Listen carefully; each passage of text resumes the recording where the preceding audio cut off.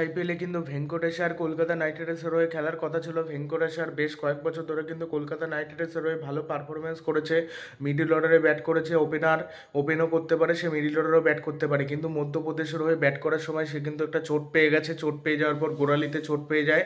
তারপরে 9 রানে সে ব্যাট করছিল, তারপরে সে আর ব্যাট করেনি। পরে আবার ব্যাট করতে নেমেছিল, 42 রানে আউট হয়, 42 রান করে। কিন্তু তার চোট যদি গুরুতর হয় সেক্ষেত্রে কলকাতা নাইট রাইডার্সের সব থেকে বড় সমস্যা। তার পরিবর্তে কলকাতা নাইট রাইডার্স কাকে নেবে এটাই দেখার বিষয়। কলকাতা নাইট রাইডার্স তাকে ক্যাপ্টেন্সি দেবে ভাবছিল, এবং মানে কলকাতার ক্যাপ্টেন যে কে হবে এইটা একেবারে ধোঁয়াশার মধ্যে রয়েছে। এক সময় শোনা যাচ্ছে রিঙ্কু সিং হতে পারে, আবার শোনা যাচ্ছিল ভেঙ্কটেশ্বর হতে পারে। ভেঙ্কটেশ্বরের হওয়ার চান্স কম, রিঙ্কু সিং হবে এইটুকু শিওর। রিঙ্কু সিং একদম 100% গ্যারান্টি, রিঙ্কু সিংই হয়তো হতে পারে। রিঙ্কু সিং হওয়ার সম্ভাবনাটা সব থেকে বেশি, রিঙ্কু সিং, ঠিক আছে। আর রিঙ্কু সিং বাদে আর যে সুনীল নারিনও হতে পারে। তবে আবুধাবি নাইট রাইডার্স ওরা অতটা ভালো করতে পারছে না, ব্যাট হাতেও ফর্মে নেই, বল হাতে তো একেবারে ফর্মে নেই। চিন্তায় কিন্তু কেকেআর শিবিরের জন্য, ব্যাট হাতেও অতটা ভালো করতে পারছে না, বল হাতেও সেইভাবে উইকেট নিতে পারছে না সুনীল নারিন, এই জন্য কিন্তু প্রবলেম। তবে তার ব্যাকআপ কিন্তু রেডি রয়েছে, তার ব্যাকআপ কিন্তু মঈন আলী রয়েছে। সে যদি খেলতে নাও পারে, মঈন আলীকে খেলিয়ে দিলে কিন্তু ভালো হবে। তবে ডানহাতি কোনো ব্যাটসম্যান নেই আমার যতদূর মনে হচ্ছে। ওপেন যদি কোনো ডানাতি বাহাতি কম্বিনেশন করে, তারপর কিন্তু চাইলে কিন্তু বাহাতি আঙ্ক্রিস ডানাতি কিন্তু চাইলে কিন্তু নামানো যেতে পারে। আঙ্ক্রিস রঘুবংশীও কিন্তু প্রয়োজনে, আঙ্ক্রিস রঘুবংশীও ঘরোয়া ক্রিকেটে সেভাবে ফর্মে নেই। কলকাতার জন্য এটা একটা দুঃখজনক খবর, মানে কলকাতার জন্য অনেক কিন্তু দুঃখজনক খবর রয়েছে। এক দুঃখজনক খবর হলো ভেঙ্কটেশ্বর কিন্তু মানে চোট পেলো, এই একটা সমস্যা, ঠিক আছে। তারপরে সমস্যা কে ক্যাপ্টেন হবে, এই একটা 2 নম্বর সমস্যা। 3 নম্বর সমস্যা এই আঙ্ক্রিস রঘুবংশী ফর্মে নেই, এই তিনটে সব থেকে বড় সমস্যা। 4 নম্বর সমস্যা নারিন ফর্মে নেই, রাসেল আবার ফর্মে রয়েছে কিন্তু সুনীল নারিন ফর্মে নেই। আর আরেকটা প্লেয়ার চোট পেয়েছে, এই যে অনরিচ নকিয়া, এর একটা সমস্যা। অ্যানরিচ নকিয়ার পরিবর্তে জ্যাসন হোল্ডারও অত ভালো অপশান হবে না, আর নাভিনুল হকও অত ভালো অপশান হবে না। ওরকম ইয়র্কার স্পেশালিস্ট বোলার, মানে ভালো টাইপের বোলার নিতে গেলে ওই আইপিএলের নিলাম থেকে নিতে হতো, ওরকম টাইপের বোলার নেই কেউ বলতে গেলে। আর বাংলাদেশের বোলার তাসকিন আহমেদ, মুস্তাফিজুর রহমান রয়েছে, এরাও খারাপ বোলার না, কিন্তু ওই কাজ চালিয়ে নেওয়া চলবে না অতটা।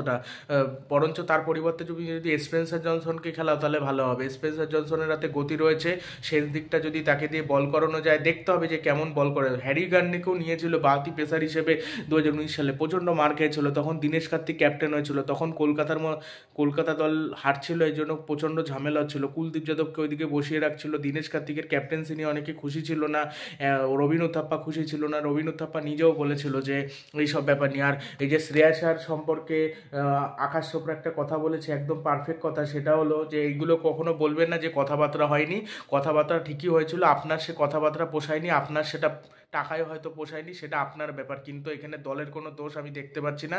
আকাশ চোপড়া আবার কলকাতা নাইট রাইডার্সের হয়ে বলেছে, এটা একদম সঠিক কথাই বলেছে, আমারও তাই মনে হয়। তার কারণ কথা না হয়ে এরকম পারে না একটা ক্যাপ্টেন, তাও আবার ট্রফি জেতানো ক্যাপ্টেন, তার সাথে কোনো কথা বলবে না, তার আগেই সিদ্ধান্ত নিয়ে নেবে, এটা কখনো কখনো সম্ভব নাই বলতে গেলে। সেই জন্য এটা মিথ্যে কথা বলেছে আমার যতদূর মনে হচ্ছে ব্যক্তিগতভাবে। তো এখন দেখা যাক কি হয়, কি হতে চলেছে, যে কিছুই বোঝা সম্ভব হচ্ছে না, ঠিক আছে। কোন প্লেয়ার কোন পরিবর্তন নিতে চলেছে। তবে শোনা যাচ্ছে মার্চের প্রথম সপ্তাহে নাকি কলকাতা নাইট রাইডার্স তাদের ক্যাপ্টেন হিসেবে কাউকে ঘোষণা করবে। সেটা অজিনকে রানে হতে পারে, রিঙ্কু সিং হতে পারে, কুইন্টন ডিকক হতে পারে। কুইন্টন ডিকক সেভাবে ফর্মে নেই, ওর থেকে গুরবাজ কিন্তু ফর্মে রয়েছে। এবার এইটা কিন্তু কলকাতা একটা নাইট রাইডার্স সমস্যায় পড়ে গেল, যে গুরবাজকে ওপেন করাবে নাকি কুইন্টন ডিকককে ওপেন করাবে। দুজনেই কিন্তু ভালো একজন প্লেয়ার, দুজনেই কিন্তু ভালো প্লেয়ার, একজন তরুণ প্লেয়ার, একজন এক্সপিরিয়েন্স প্লেয়ার। এবার এক্সপিরিয়েন্সের দিকে যাবে নাকি তরুণ কোনো প্লেয়ারের দিকে যাবে, এইটাই দেখতে হবে। এটা কলকাতা নাইট রাইডার্স কী সিদ্ধান্ত নেয়, এইটা একটা দেখা মুশকিল। এইটা আমি দেখতে চাই যে কোন দিকে যায়, কি যে হতে চলেছে। তো দেখা যাক এখন কি হয়। হুম মানে খুবই সমস্যা, মানে তো দেখা যাক।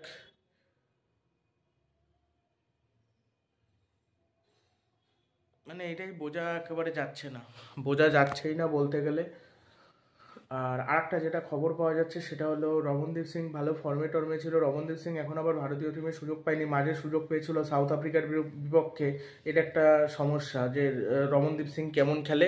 তবে আমার যতদূর মনে হচ্ছে বরুণ চক্রবর্তী ভালো, আবার আইপিএল কাপ হতে চলেছে, বরুণ চক্রবর্তী খেললেও এই প্রথম যে ইংল্যান্ডের বিপক্ষে প্রথম টি20 ম্যাচ, সেখানে তো দুর্দর্শ পারফরমেন্স করলো, 3 উইকেট নিয়ে নিল ইডেন গার্ডেনে। কি বল করলো মাইরি বরুণ চক্রবর্তী, আগুন চড়ানো বোলিং করলো যায় বরুণ চক্রবর্তী। সেই জন্য বরুণ চক্রবর্তী ফর্মে থাকলে কলকাতা নাইট রাইডার্সের সব থেকে বড় মানে সুখবর সেইটা। আর কলকাতা নাইট রাইডার্সের আর একটা যেটা সব থেকে বড় আপডেট রয়েছে, সব থেকে বড় যে আপডেটটা সেটা হলো ভালো আপডেট, যেটা রিঙ্কু সিংকে অধিনায়ক করে দিলে আমার মনে হয় ভালো হবে। রিঙ্কু সিং পরবর্তী একটা ব্র্যান্ড হতে চলেছে, সে যদি থাকতো মানে তাকে যদি ক্যাপ্টেন করে আমার মনে হয় সেটাই ভালো হবে। অজিনকে রানে তাকে বলে টলে দেবে, অভিজ্ঞতাটা শেয়ার করবে। অন্যান্য প্লেয়াররা রয়েছে, সুনীল নারিন, অ্যান্দ্রে রাসেল, এরাও বহু বছর ধরে কলকাতা নাইট রাইডার্সে রয়েছে। রিঙ্কু সিংকে যদি এখন অধিনায়ক করে দেয়, যেমন আর কি শুভমান গিলকে গুজরাট করে দিয়েছে, ঋতুরাজ গাইকোয়াড়কে চেন্নাই করে দিয়েছে, তোমরাও রিঙ্কু সিংকে করে দাও। ওদেরও কি ক্যাপ্টেন্সির অভিজ্ঞতা রয়েছে, ওদেরও তো বলে কোচ বলে দিচ্ছে, তারপর কিন্তু মানে ক্যাপ্টেন্সি করছে। তোমরাও তাই করো, রিঙ্কু সিংকেও তাই করো, অসুবিধার কিছু নেই। সেটাও যে খুব একটা খারাপ অপশান হবে তা কিন্তু হবে না বলে আমার মনে হয়, ভালোই অপশান হবে, ওটা খারাপ অপশান হবে না। দেখা যাক, শার্দুল ঠাকুর ব্যাটে ভালো পারফরমেন্স করছে বর্তমানে, শার্দুল ঠাকুর দুর্ধর্ষ ফর্মে রয়েছে, খুব সুন্দর খেলছে আর কি। আর এই দ্বিতীয় টি-20 ম্যাচটা দেখার অপেক্ষায় রয়েছি, তখন তো ব্যস্ত থাকি কাজে, ওই জন্য দেখা হয় না, ঠিক আছে। মানে সময় পাই না, ওই জন্য দেখা হয় না, তাও দেখার চেষ্টা করবো দ্বিতীয় ম্যাচটার। আইপিএলের সময় তো দেখবো, আইপিএলে বাড়ি এসে, কাজের থেকে বাড়ি এসে তো দেখবোই, দোকান থেকে বাড়ি এসে দেখতে তো বাধ্য, মানে না দেখলে ভালোও ঠিক লাগে না। কিন্তু টি-20 খেলাটা সহজ আমি মনে করি, তার কারণ টি-20তে অজিনকে রানে যেখানে খুব ভালো খেললো, টি-20 ম্যাচগুলোতে রান করলো, কিন্তু টেস্ট ম্যাচে গিয়ে অজিনকে রানে কিন্তু ব্যর্থ হয়েছে, রঞ্জি ট্রফিতে কিন্তু ব্যর্থ হয়েছে, মুম্বাই ইন্ডিয়ান্সের হয়ে ভালো কিন্তু খেলতে পারেনি।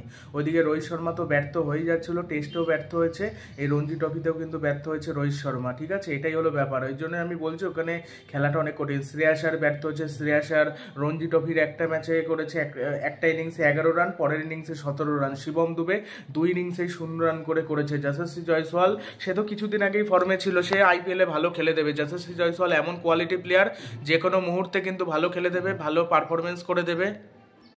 পাটা পিচ যে কোনো কেউ ভালো খেলতে পারে, সেরকম পিচ করবো, ওইখানে সবাই ভালো পারফরমেন্স করবে, আবার আসল জায়গায় যেয়ে পারফরমেন্স করতে পারবে না। এবার তো টেস্ট চ্যাম্পিয়নশিপের ফাইনালে ভারত উঠতেও পারেনি, এবার ভারতীয় ব্যাটসম্যানরা যদি খেলতে না পারে কোনো অসুবিধার কিছু খুব একটা হবে না। না পারবে কোনো অসুবিধা তাতে কিছু নেই, কিন্তু খেলতে হবে, পারফরমেন্সটা তার আগে করতে হবে, নাহলে আবার সমস্যা। দেখা যাক কলকাতা নাইট রাইডার্স কেমন খেলে, বা অন্যান্য দল। আর চেন্নাইয়ের অনেক আপডেট চাই, চেন্নাই সেভাবে আপডেট নেই, শিবম দুবে খেলতে পারেনি এর একটা। আর অন্য ঋতুরাজ গাইকোয়াড়ের এখন কোনো খেলছে না ম্যাচ, অন্য প্লেয়াররাও সেভাবে খেলছে না, ওই জন্য কোনো খবর নেই। মাতিসা প্রার্থীটা না কোন জায়গায় দেখলাম খেলছিল, মার খেয়ে যাচ্ছিল, শ্রীলঙ্কার ওই বোধহয় মার খেয়েছিল, বাজে খেলেছিল। আর এই যে আইসিসির একটা বর্ষসেরা টিম ঘোষণা করা হয়েছে, এটা এই ভিডিওতে বলে দিই যে ভারতের কোনো প্লেয়ার নেই, একটা জঘন্য টিম বানিয়েছে। সাই মায়োব ওপেনার, গুরবাজ ওপেনার, নিশাঙ্কা, কুশল মেন্ডিস, আসারাঙ্কা অধিনায়ক, রাদারফোর্ড, ওমারজাই, হাসারাঙ্গা, শাহিন শাহ আফ্রিদি, হ্যারিস রাউফ, আল্লাহ গজনফির। ইংল্যান্ডের, নিউজিল্যান্ডের, দক্ষিণ আফ্রিকার, ভারত, অস্ট্রেলিয়ার কোনো প্লেয়ার নেই, মানে বেকার একটা টিম বানিয়েছে, জঘন্য, মানে যে টিমে পুরো ফালতু। আর বাংলাদেশেরও কোনো প্লেয়ার নেই, বাংলাদেশেরও কোনো প্লেয়ার নেই, সব রয়েছে শ্রীলঙ্কা পাকিস্তান এইসব প্লেয়ার, আর ওয়েস্ট ইন্ডিজের একটা প্লেয়ার ফালতু, আর শ্রীলঙ্কার।